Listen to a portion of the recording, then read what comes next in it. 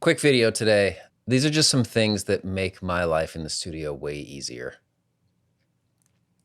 First up is the OWC Thunderbay 4, which is what I have. I've had it now for about maybe, 6 months, 9 months maybe, but it's just been a huge lifesaver. It's a RAID system, so what that does is it's got 4 hard drives in it, and the way that it spreads across the information is that if one of those hard drives dies, you can just buy a new hard drive, put it in there, and it will rebuild all of the information that was on that drive so you don't ever lose any information. The only way you would lose information is if all 4 of those drives died, which is pretty much impossible. What I've done is I've been able to consolidate all of my random, FireWire 400, 800, old USB drives, all of like those bus powered drives, all of like the big drives that used to have like the IEC cable to connect it in, all of like the old Lacy drives that had their own power supply and you could never find the power supply. It was just a nightmare. So now everything lives on that one drive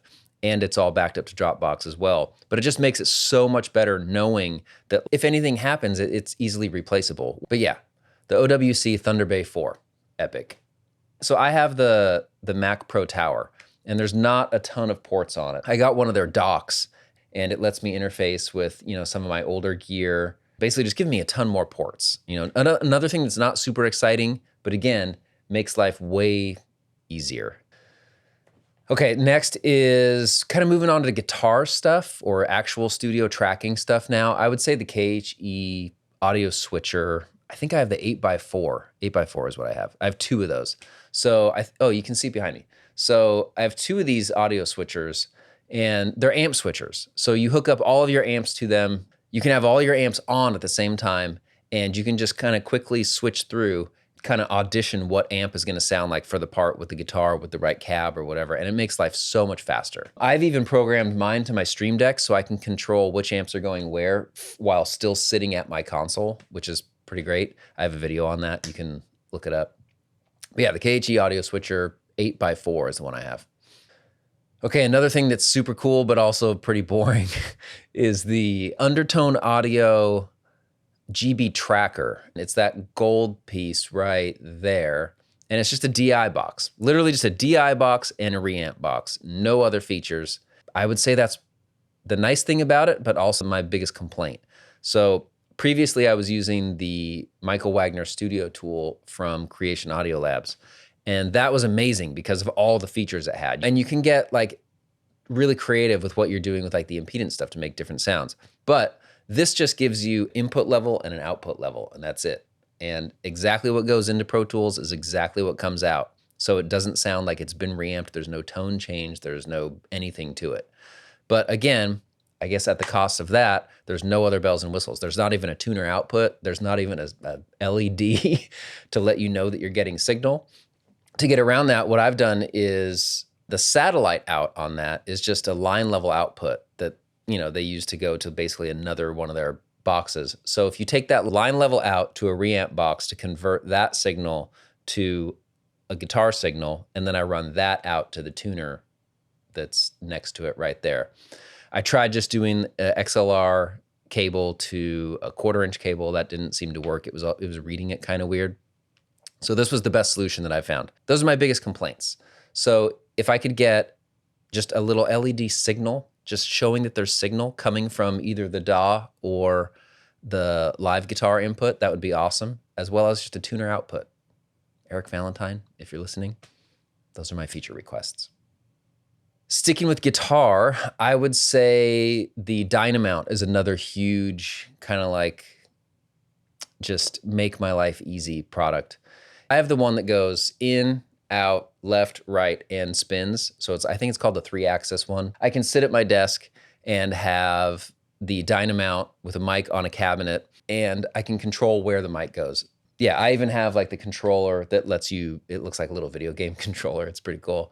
But also, if you don't use that and you just use the software either on your phone or on your computer, you can actually save presets. And then within those presets, you can title them album with this cab or whatever. And so I have presets of different album tones where I've had combinations of heads, cabinets, and guitars, and you can save those in there, and it's really nice just to be able to catalog that info. To me, it just makes, again, it makes my life easy, which is nice. Okay, more guitar stuff. I would say the Evertune Bridge. I've been preaching about Evertune Bridge forever, and it's been a huge game changer for me, both as a player live and in the studio. I'm not saying you have to have all your guitars Evertune, but I would recommend at least one for the studio. To be able to have one guitar that you know is gonna be in tune, just being able to rip through some guitar tracks and get stuff down, and you know it's gonna be perfect, and you can focus on really getting the most out of playing into the amp rather than kind of having to baby the guitar and hope that it doesn't go bend out of tune and ruin the take. So to me, that's been huge. You know, if you do get a guitar with a Evertune Bridge, the Balaguer Beaubrechel signature guitar is a great choice. Next up is my monitor controller, which is, I mean, it's pretty much just the world's most expensive volume knob, but it's got some really cool features on it. So it's got a lot of inputs, a lot of outputs. It's all analog. And what it allows me to do is have separate outputs coming out of Pro Tools.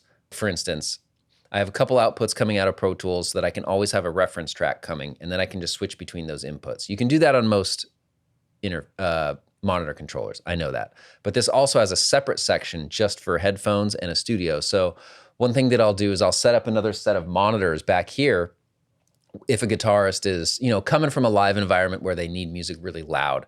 So I can set up some monitors over there and then have separate control of those monitors to where I can blast them out and they can feel the guitars. And then my monitors over by me are quiet or even off, like while we're tracking that section. And it saves my ears. It's great. The other thing that I can do is I have a separate volume knob just for my headphones. So not only do I have a separate volume, but I also have a separate input. So I can take a SonarWorks headphone corrected output from Pro Tools independently of my main output that's coming from Pro Tools that's not corrected. So then when I pick up my headphones, those are already corrected and I don't have to hit like the bypass button inside of Pro Tools. And I know it's a small thing, but again, these are things that just kind of like put me on easy street and like taking away any sort of little inconvenience. Because if you're at the top of your session or the bottom or wherever you don't have your master fader at, and you're, you know, I want to like put headphones on and zero in on this one thing that I'm hearing, and you put them on and then it's like, oh, well, now I have to scroll through 150 tracks or whatever. It's not as enjoyable compared to just picking up the headphones and they're already corrected. It's really nice. Next thing I would say is probably SoundFlow. SoundFlow is huge for me, just being able to automate one button commands in Pro Tools. So like anything that I want to program to put on a little button, it's kind of like a Stream Deck type of application. It comes through Pro Tools, but you can use it for Ableton, Cubase, Logic, anything.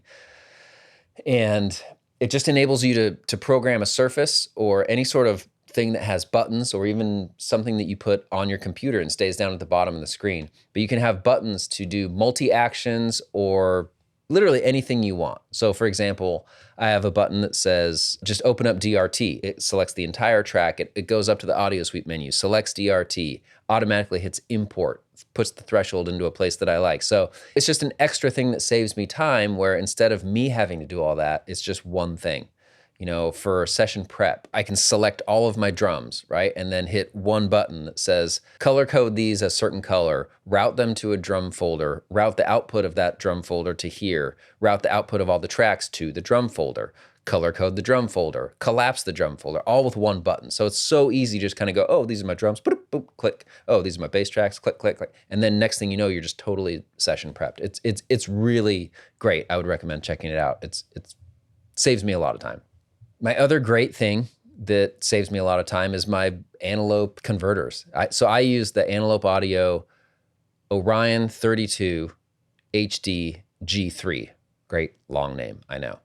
But it's been awesome. And up until today, man, September 29th, 2022, you have not been able to route things outside of Pro Tools in like the USB world until now. If you're an HDX user. Yes, I know regular Pro Tools users, you get aggregate IO, and that's fine. But for us wanting to utilize the HDX rig, you haven't been able to use HDX with other things without the Antelope. So in the past, what I would do is I would route HDX inputs to USB outputs. And that was something that I would get around being confined to being stuck inside of Pro Tools.